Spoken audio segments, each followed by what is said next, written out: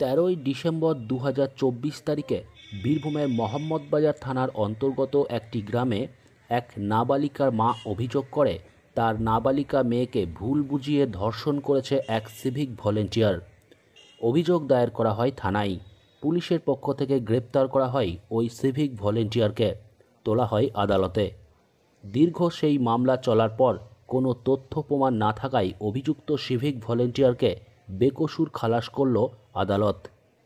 দীর্ঘ প্রায় 8 মাস মামলা চলার পর সমস্ত সাক্ষ্য গ্রহণ হয়ে যাওয়ার পর চিরঞ্জিত সিংহ নামে ওই সিভিক ভলেন্টিয়ারকে বেকসুর খালাস করল আদালত।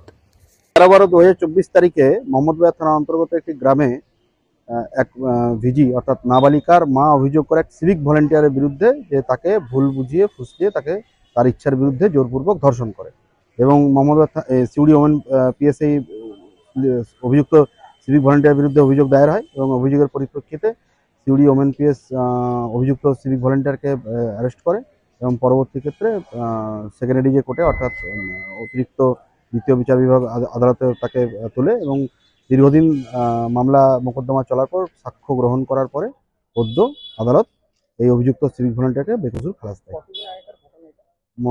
এটা হচ্ছে আপনার 2024 সালের ডিসেম্বর মাসের ঘটনা, মানে অ্যাপ্রক্স প্রায় 8 মাস। এই 8 মাস পরে আজকে অভিযুক্ত সিভিক ভলেন্টিয়ার বেকসুর খালাস পায়। অভিযুক্ত সিভিক ভলেন্টিয়ার নাম ছিল চিরঞ্জিত সিংহ। সে মোহাম্মদবাজার থানাতে সিভিক ভলেন্টিয়ারের পদে ছিলেন। আমার নাম হচ্ছে অনিন্দ সিংহ, আমি ডিফেন্সের পক্ষের আইনজীবী।